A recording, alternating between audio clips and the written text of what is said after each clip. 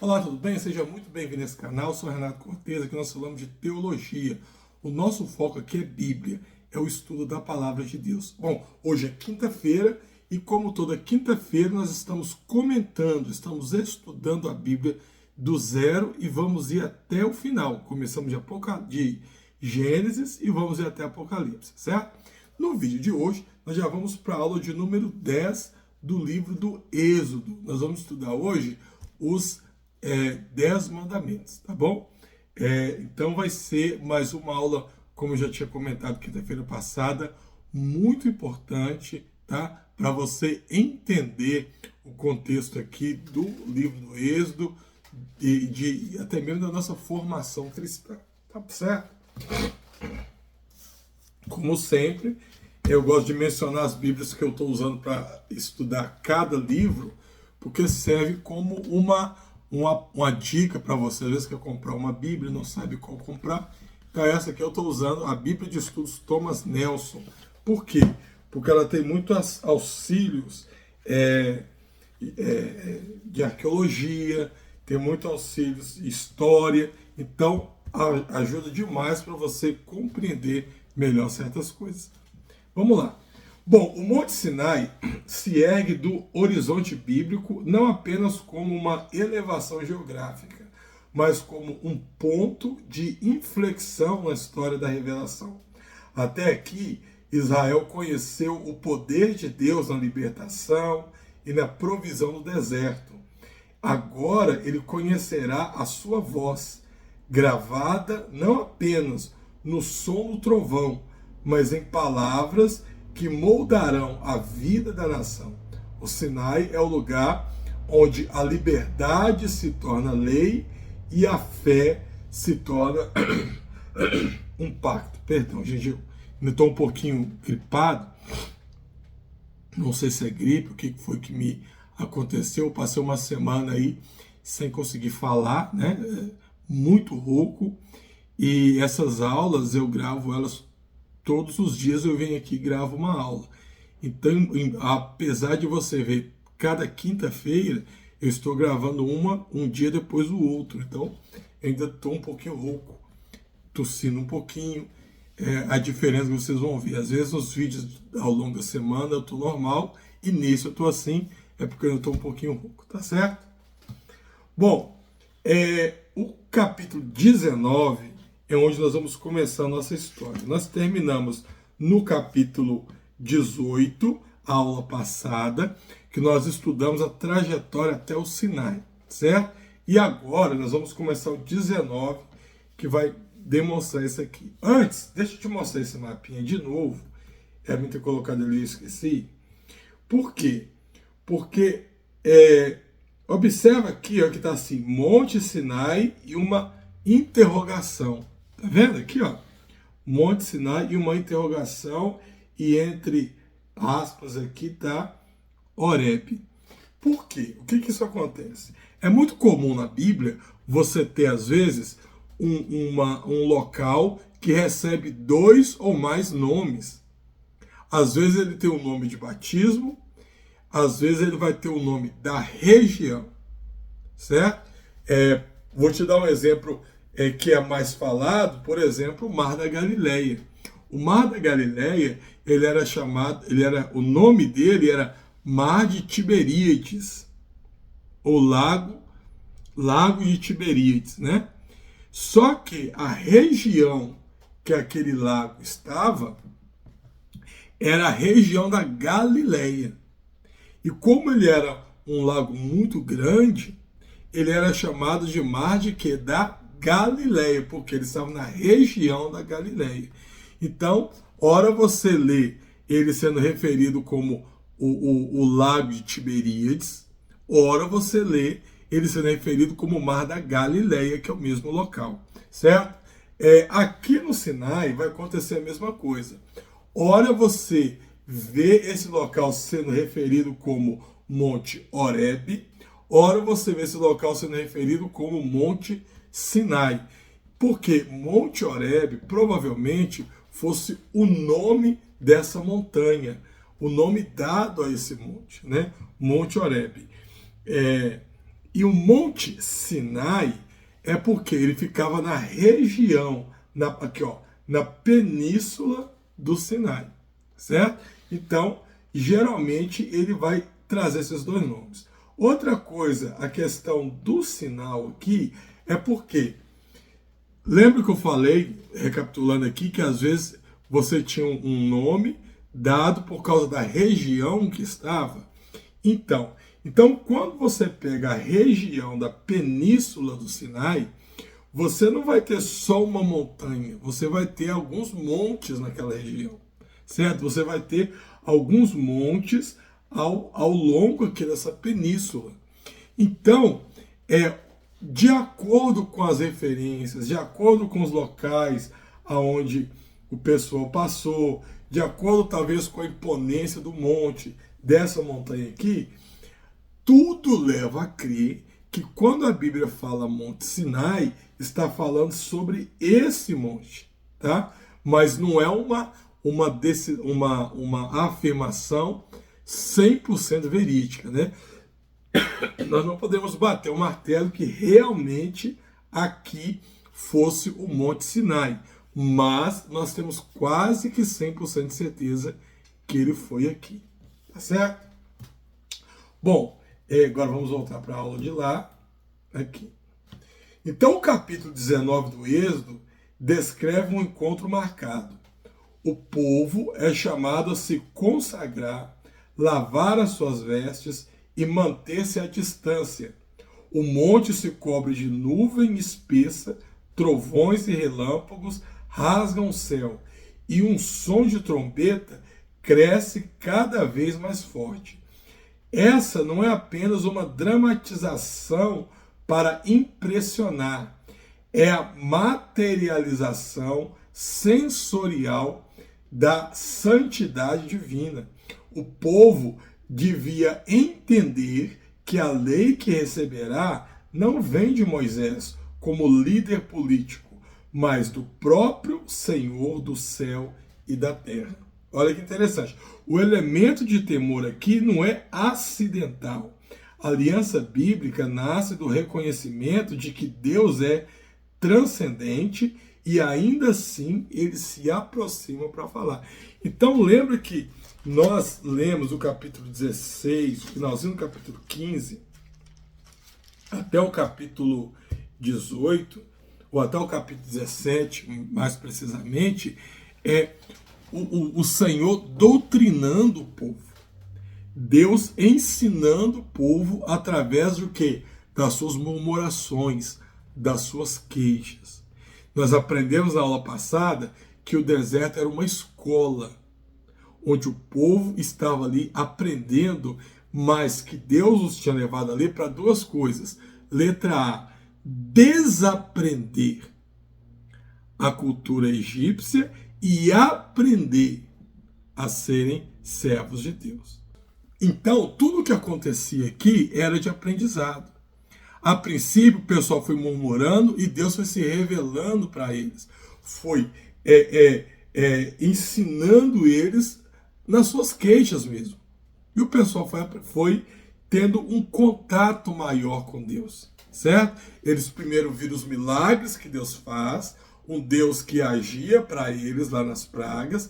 Agora eles começam a ter uma visibilidade que aquele Deus estava com eles no deserto, provendo para eles, certo? No local de insegurança, Deus ele era a segurança, ele era a provisão. Só que agora chegou o momento em que Deus ia formalizar aquilo.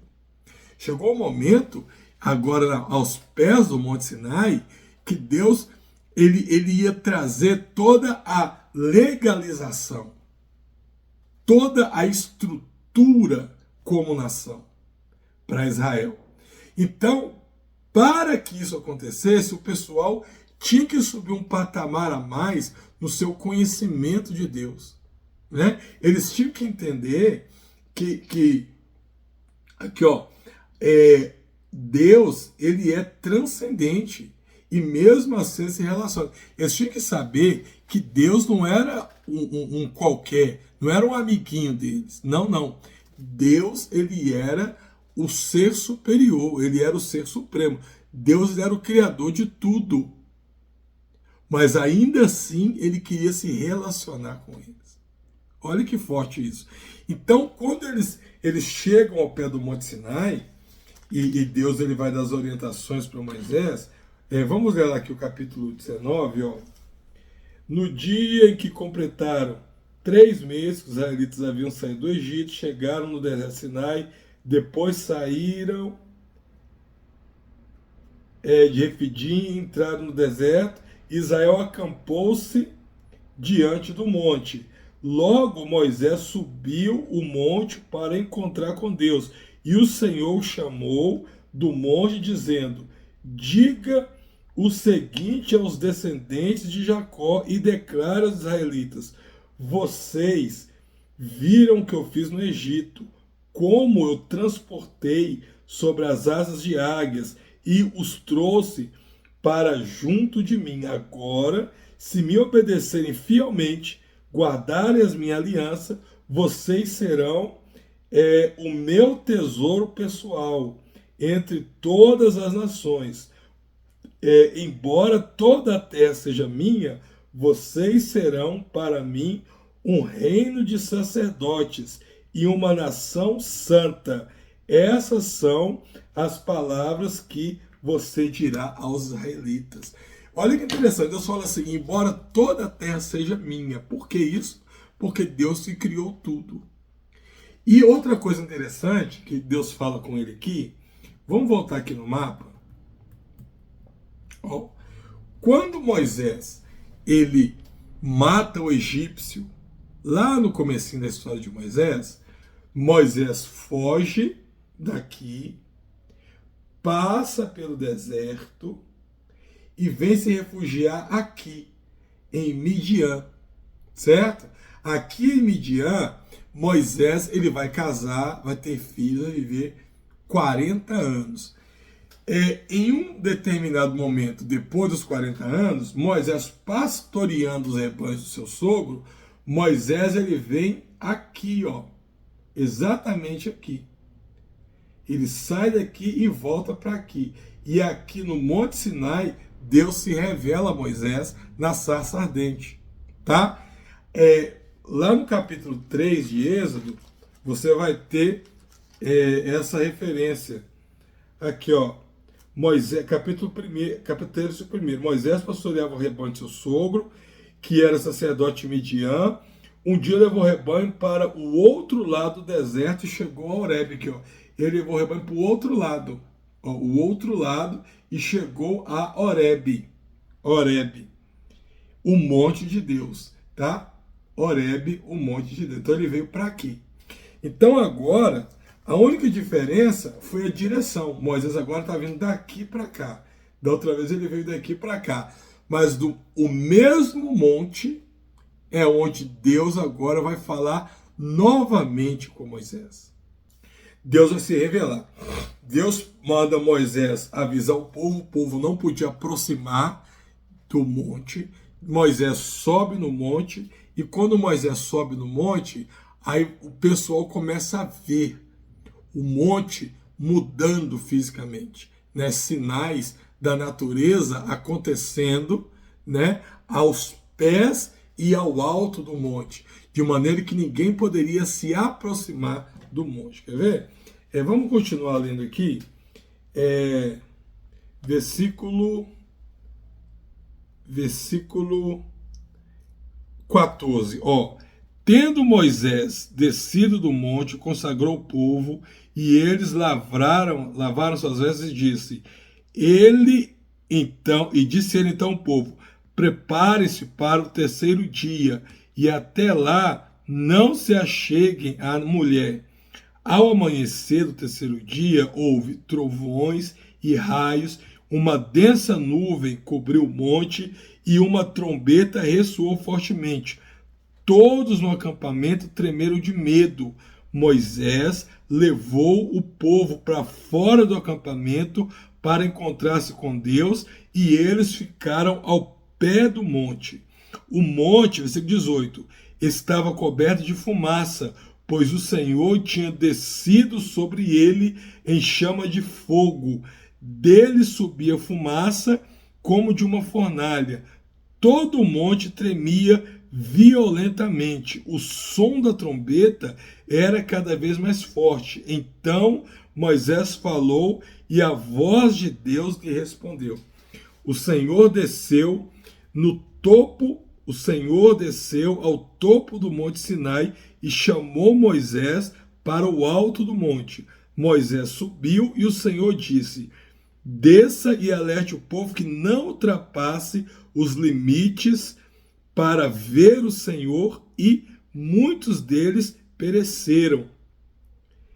Mesmo sacerdotes que se aproximarem do Senhor devem consagrar-se, senão o Senhor os fulminará. Então, outro detalhe que a gente vai perceber aqui é que o monte ele se tornou um local de teofania. Deus ele se desceu em fogo naquele lugar.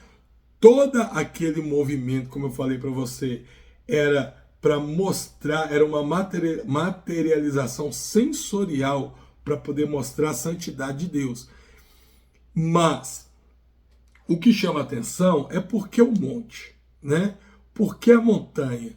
Então, lembra que eu falei, não sei se eu já falei, melhor dizendo, que para o pessoal da antiguidade, pessoal antigo, o monte era a habitação dos deuses. Porque não existia avião naquela época, né? Não existia paraquedas, não existia helicópteros. Então, não existia foguete, naves espaciais.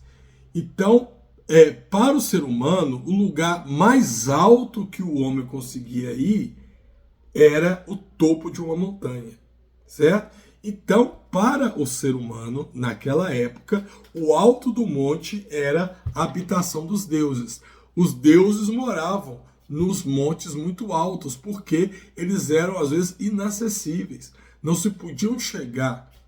Então, era um local alto. Então, você vai ver muitas referências disso, por exemplo, quando a gente vê os zigurates, que quando estudamos a Torre de Babel, eles entendiam que o ponto alto do zigurate era onde descia os deuses ali. Por isso colocava oferendas ali.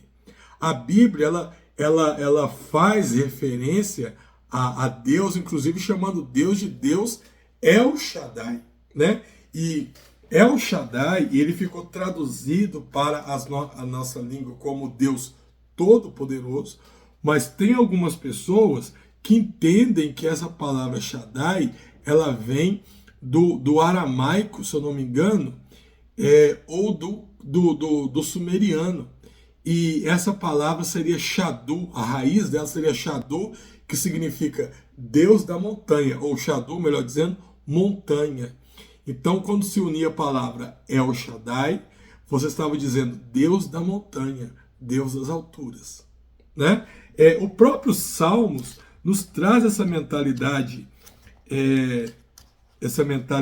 de que Deus habitava no alto, na montanha.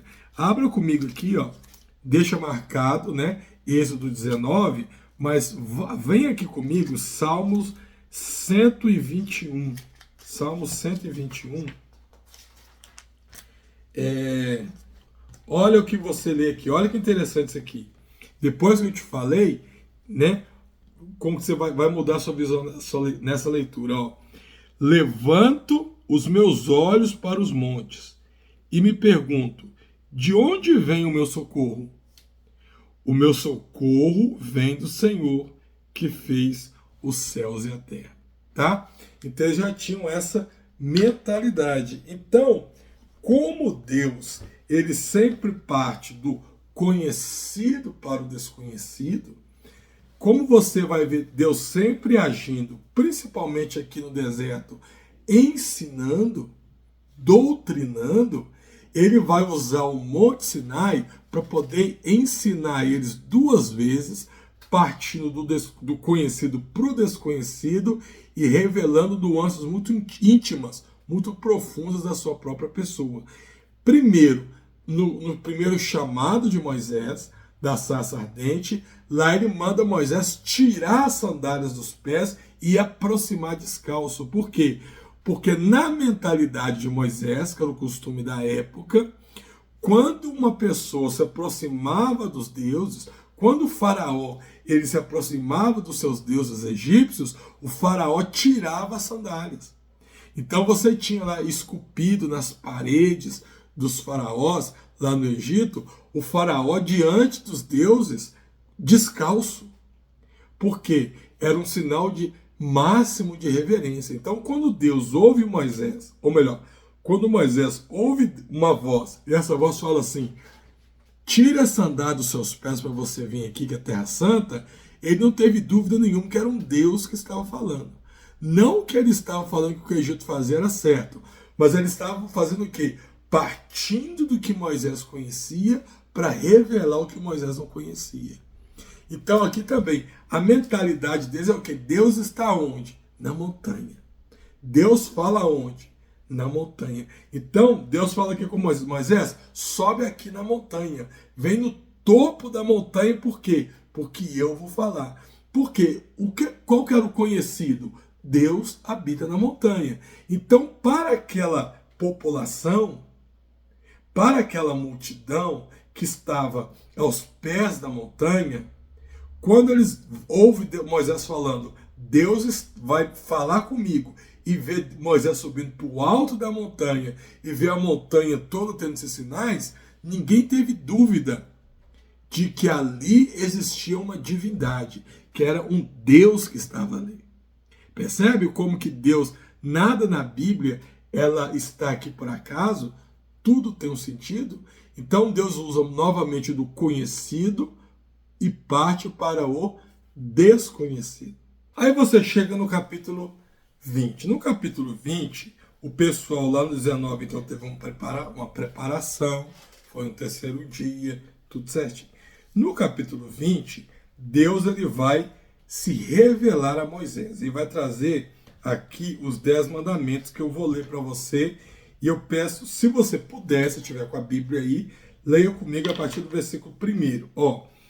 Então, ou melhor, começando do capítulo 19, vamos ler a partir do versículo 24. O Senhor respondeu, desça e depois torne a subir acompanhado de Arão. Quanto aos sacerdotes e ao povo, não deixes ultrapassar o limite para subir ao Senhor, senão o Senhor os fulminará. Moisés desceu e avisou o povo, e Deus falou todas essas palavras.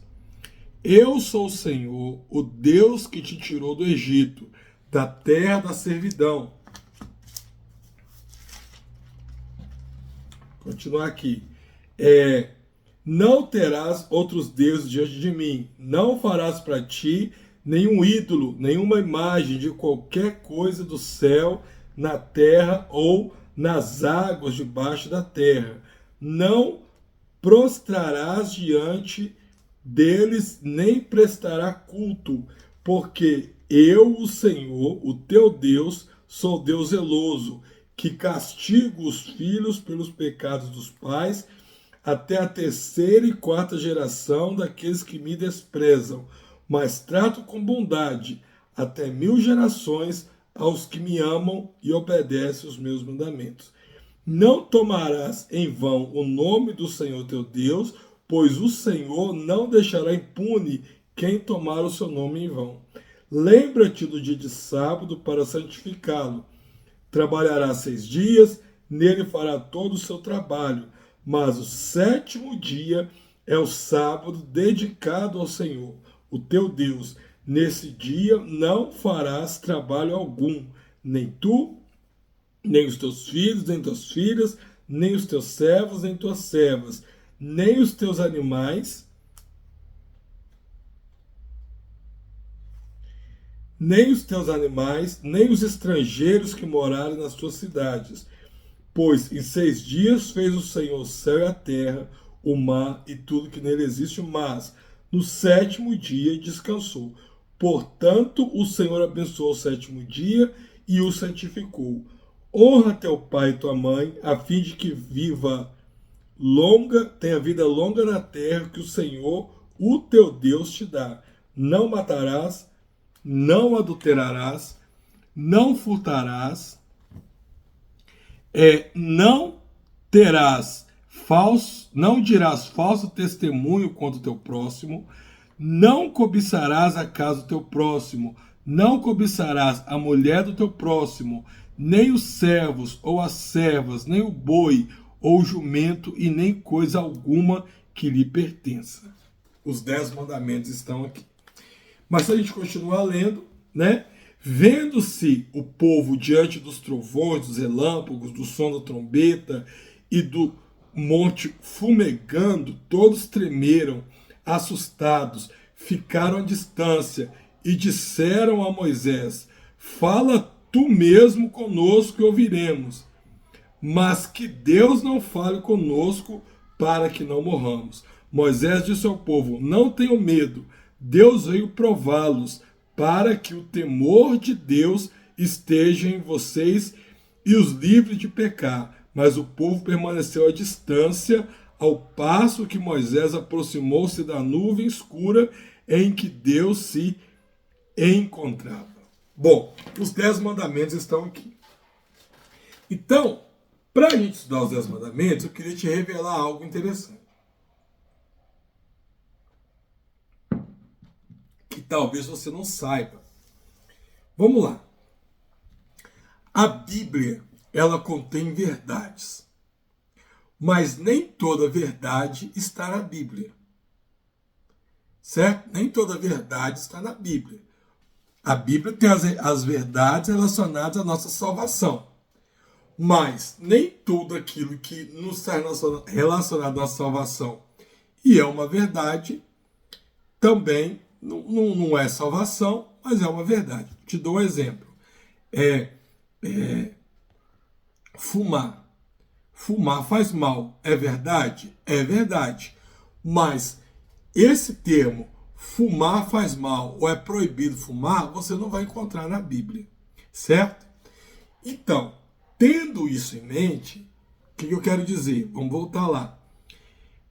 Nem toda verdade está na Bíblia, mas toda verdade que está na Bíblia, ela está condicionada à nossa salvação, à nossa santificação.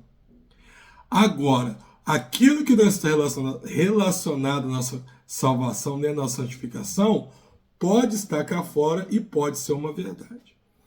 Então, tendo isso em mente, o que acontece?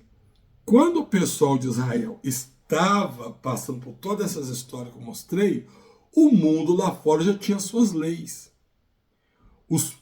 Vários povos já tinham as suas regras de conduta. Já tinham muitas coisas que eles faziam. E muitas coisas eram boas e eram verdadeiras. Mas até então não era uma regra para o povo de Israel, porque Deus não tinha estabelecido. Mas o povo de Israel conhecia porque eram leis em vigor naquela época.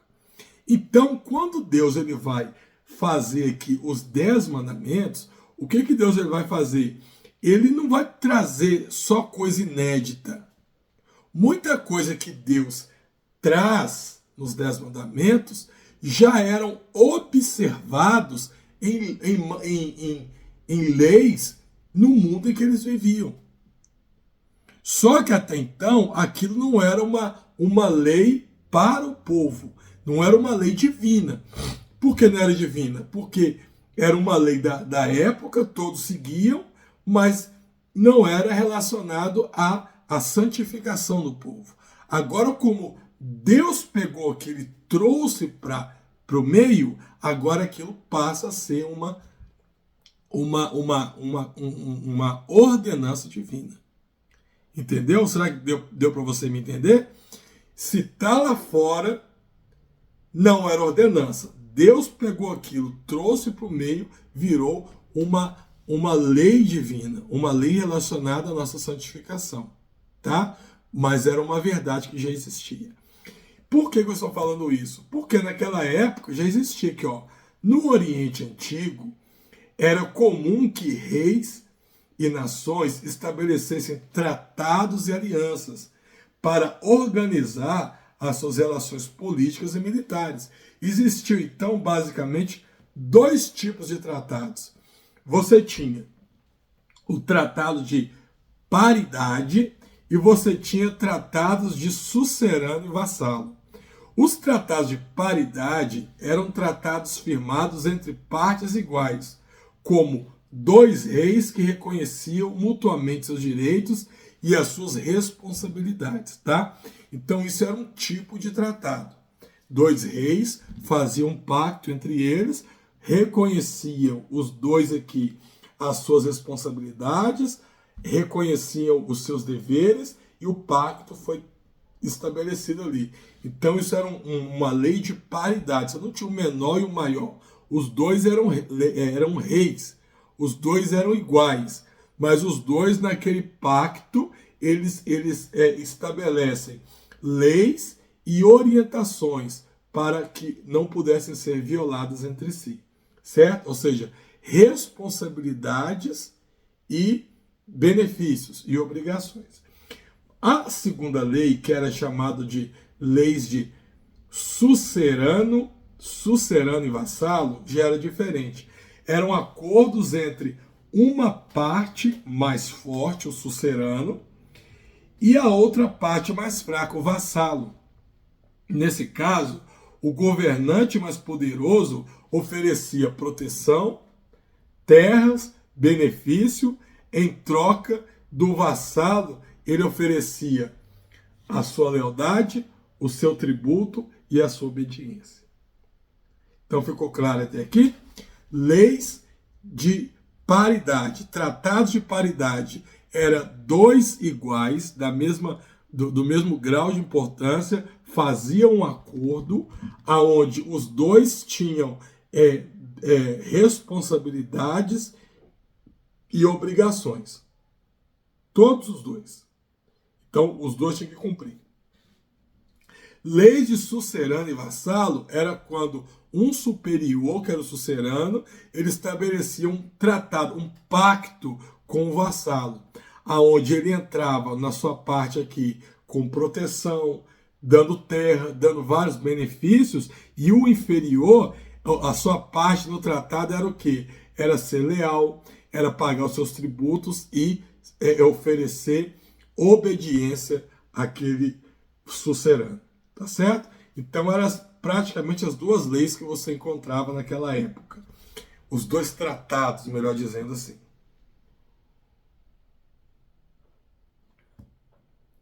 Esse tipo de pacto, então, ele era muito usado entre os hititas, os assírios e outros povos do Crescente Fértil.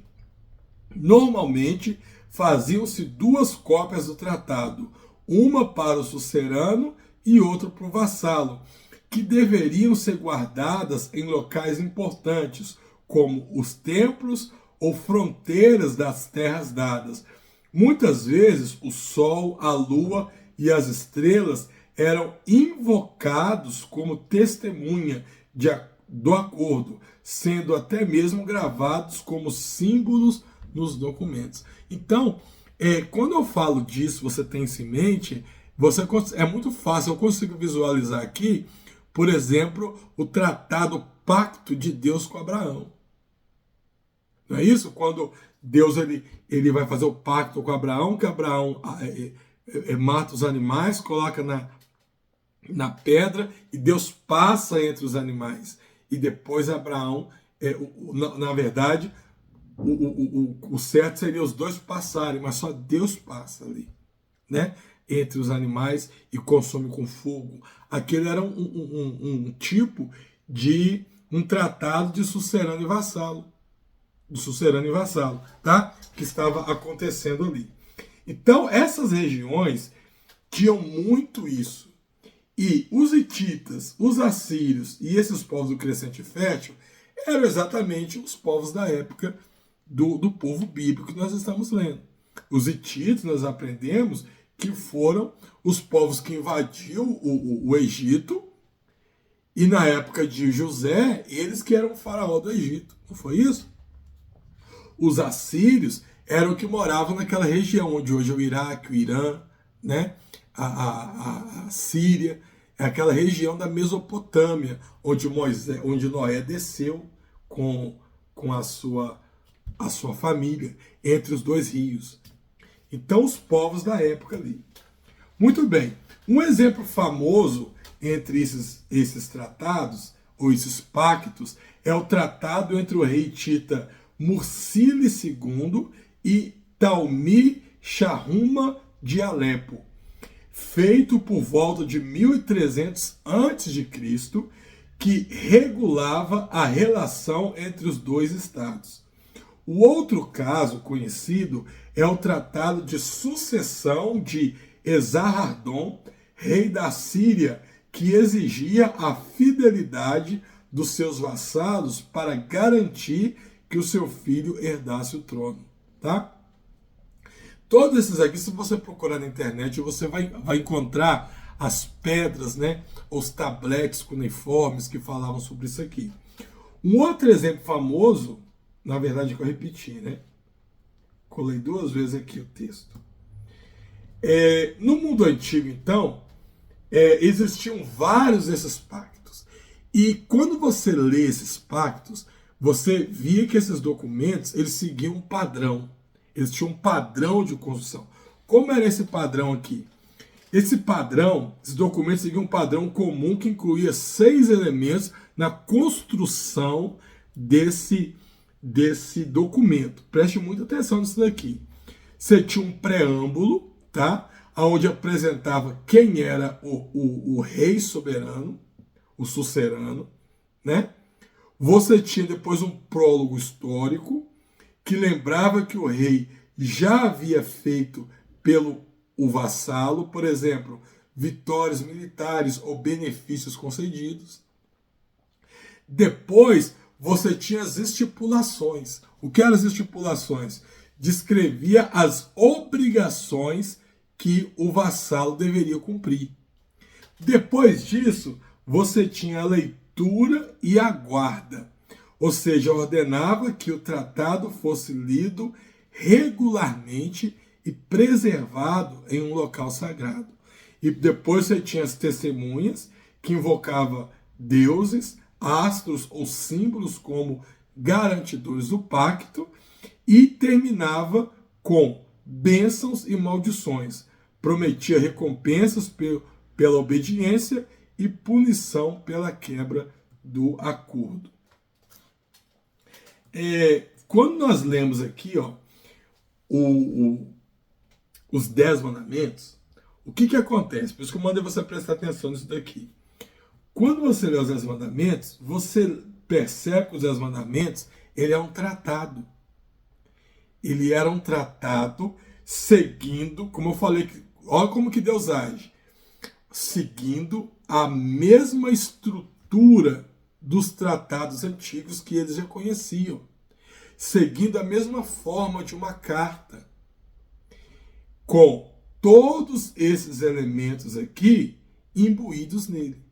Tá certo? Então, quando nós lemos o relato bíblico da aliança de Deus com Israel no Monte Sinai, nós percebemos que ele surge exatamente com essa mesma estrutura. Deus se apresenta como o Senhor soberano, ou seja, o sucerano, relembra as suas ações salvadoras ao Egito, né? Então vamos ler aqui, ó, capítulo 20. Eu não sei se eu vou conseguir achar toda a estrutura para você, tá? Porque isso aqui já é uma parte bem técnica, você tem que estar... Eu deveria ter discriminados para você de cabeça, não sei se eu vou conseguir ver. Eu vou te mostrar. Mas esses 6 elementos estão aqui. Vamos ver se eu vou achar. Ó.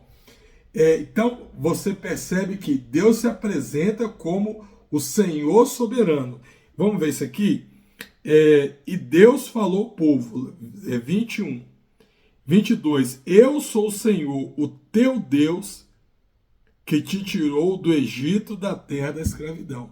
Então, aqui, ele se apresentou como o rei soberano. Eu sou o Senhor, o teu Deus. Certo? Depois, ele relembra a sua ação salvadora no Egito. Então, quando ele é a missão Salvador, ele está fazendo isso aqui, ó, o prólogo histórico. Então, o preâmbulo, ele apresenta quem era o rei. Eu sou o Senhor, o teu Deus. Prólogo histórico, lembrava o que o rei já havia feito pelo vassalo. Então, eu te tirei do Egito, da terra da servidão. Percebe? Da terra da servidão. E aí depois, você tem as estipulações, que mostrava a descrição e as obrigações do vassalo. Então, as descrições aqui, ela não vai entrar nessa ordem, mas se eu continuar lendo, eu vou achar as descrições do vassalo. Quer ver? Ó. Então ele relembra que ele é o sucerano, lembra a sua ação salvadora das leis, né? Das leis, ordena que a sua palavra seja guardada e transmitida e coloca os céus e terra como testemunha. Então, quando ele dá as leis aqui, ele está fazendo isso aqui, ó, leitura e guarda, né?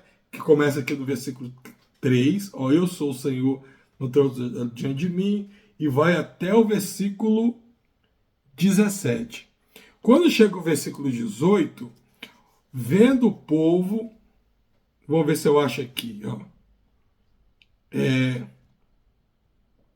versículo 22, lá no versículo 22, o Senhor disse a Moisés, diga o seguinte aos israelitas, vocês viram por si mesmo que do céu falei, não façam ídolos de prata nem ouro para que se apresentem. Façam-me um altar e nele sacrifiquem as suas ofertas de comunhão, as suas ovelhas, os seus bois, aonde quer que eu faça celebrar o meu nome. Eu virei a vocês e os abençoarei. Então aqui eu tenho aqui, ó, bênçãos e maldições. Então, como eu mostrei para você, eu não consegui te mostrar o preâmbulo todo, porque eu não fiz, não coloquei lado a lado aqui, eu esqueci de colocar, mas essa estrutura, ela se encontra dentro do texto dos 10 mandamentos.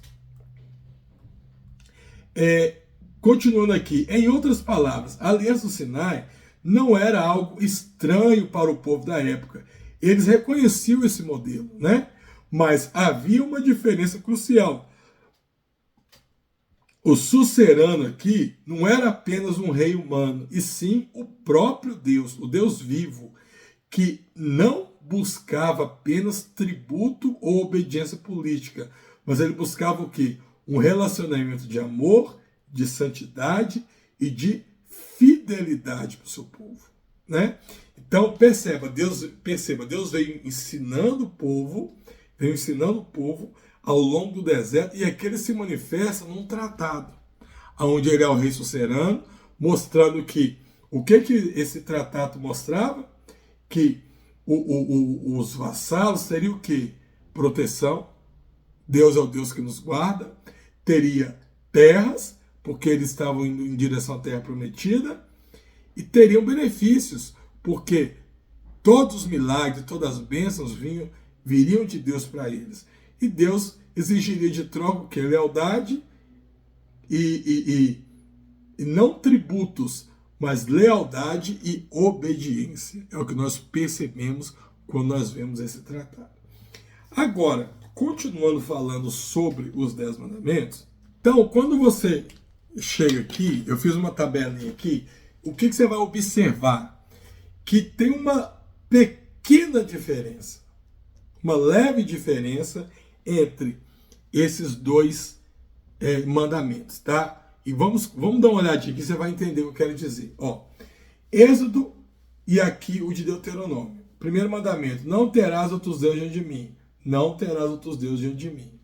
Então, teoricamente, é a mesma coisa. Não farás para ti nenhum ídolo, nem se prostrarás, nem prestarás culto a eles. Não farás para ti nenhum ídolo. Basicamente a mesma coisa. Não tomarás o nome do Senhor teu Deus em vão. Não tomará o nome do Senhor em vão. 4.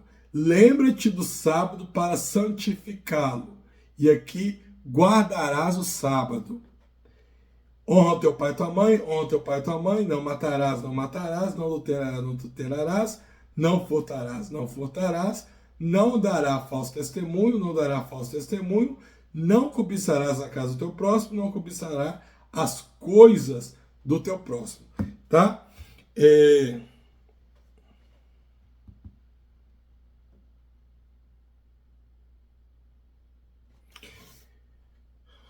Então, quando eu leio, basicamente, o que eu vou observar é que única coisa que parece que destoa é o quarto mandamento. O quarto mandamento. Que está falando aqui, ó, guardar, tá? Então aqui você tem guardar no Êxodo, no Deuteronômio, e quando você vem para o Êxodo, você tem lembrar, tá? Lembrar em um e guardar em outro. Ai, Mariano, mas é a mesma coisa, tem diferença? Então, pera lá.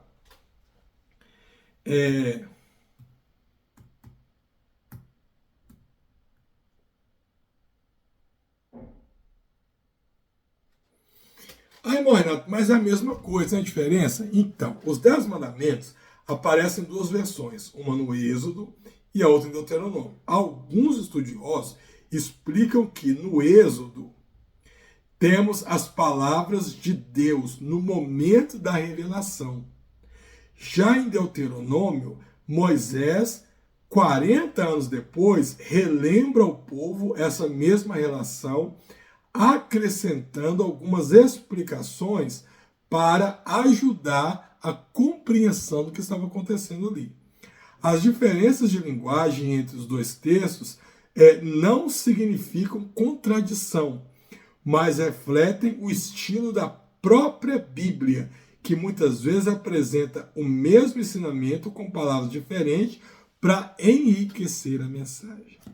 Tá? Então isso tinha que abordar aqui para poder ficar claro. É como se não. Na verdade é o que acontece. No Êxodo, Moisés sobe no monte e Deus fala essas palavras. Em Deuteronômio, Moisés ele está contando com as suas próprias palavras para o povo o que aconteceu. Então, Moisés ele não está omitindo nada. Moisés não está mudando nada.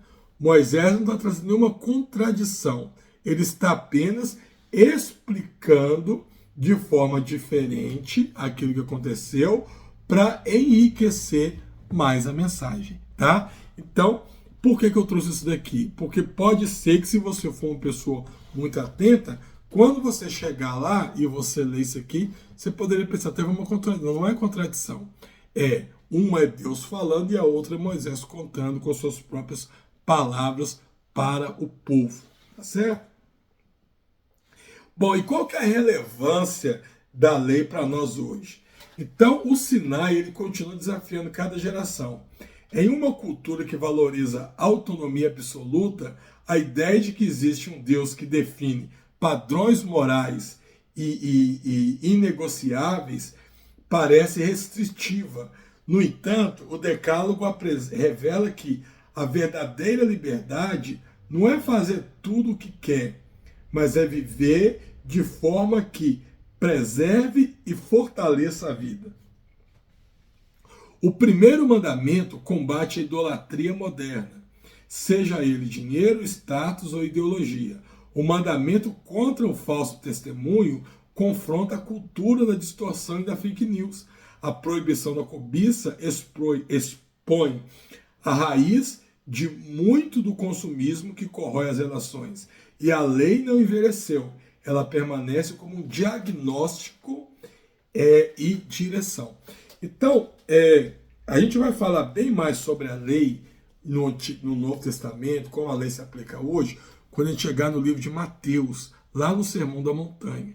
Mas para você já saber alguma coisa, já adianta alguma coisa para você. Muitas pessoas dizem assim que a graça ela substituiu a lei, né? Mas quando você lê Romanos, por exemplo, você vê que não é bem assim que aconteceu, né? De uma certa forma, como eu posso mostrar para você, a lei ela não existe para você ser salvo. Você não pratica a lei porque para você ser salvo, mas você pratica a lei porque você é salvo. A lei, se você olha os requisitos, as orientações da lei aqui, você percebe que nada que está aqui é impossível ou que um cristão não faça, né?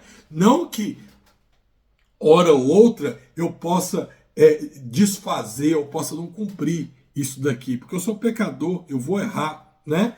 Mas a ideia é mostrar o seguinte, que esse tem que procurar ser o meu padrão.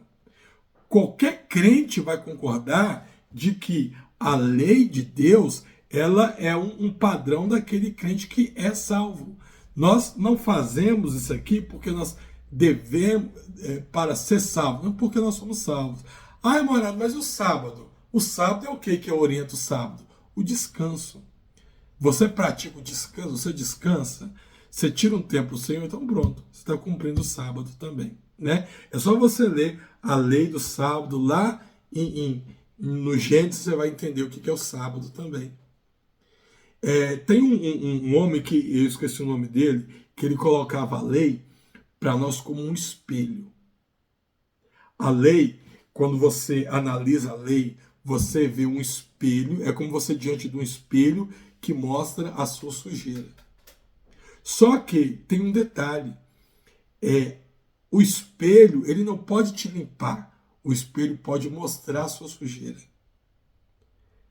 Para que você fique limpo, não basta você seguir a lei. Para que você fique limpo, você tem que pegar e tem que limpar, você tem que tirar. Não é isso? Por isso nós falamos que a lei não foi revogada para o cristão. Todo cristão observa, não no sentido legislativo, como os judeus fazem, mas no sentido ético e moral, né? Então a lei, ela me aponta o pecado.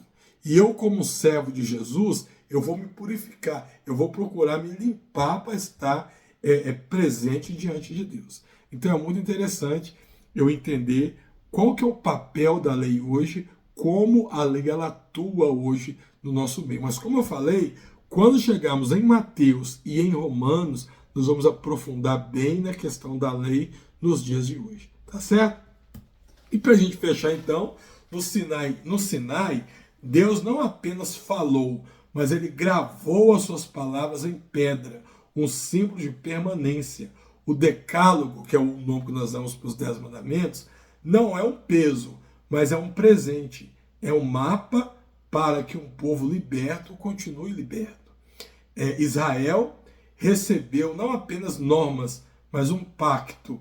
E nós herdamos a mesma verdade. A vida com Deus é moldada por sua voz. Não pelas vozes instáveis da cultura. O Sinai nos lembra que a graça que liberta também é a graça que ensina. Eu espero que você tenha gostado. O outro, só esqueci de comentar, é que Deus agora, quando fala os 10 mandamentos, Deus escreve isso em 2 tábuas de pedra, entrega para Moisés, e futuramente nós vamos ler que Moisés vai quebrar essas tábuas. Tá? E depois que ele entrega essas tábuas de pedra para Moisés, ele vai trazer mais um conjunto de várias outras leis para que Moisés leve para o povo. Tá? E o povo termina aqui ainda com o povo aos pés do Monte Sinai. Na próxima aula, nós vamos continuar vendo o restante das leis, né? Sem ser os 10 mandamentos, que nós chamamos de lei moral. Nós vamos estudar a aula que vem as chamadas leis cerimoniais, né?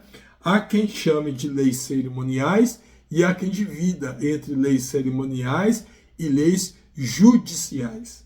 E nós vamos estudar isso na aula que vem, que já é a aula de número 11 do livro do Êxodo. Nós vamos estudar a legislação do Êxodo, a lei cultural, a lei civil e a lei penal. Espero que você tenha gostado.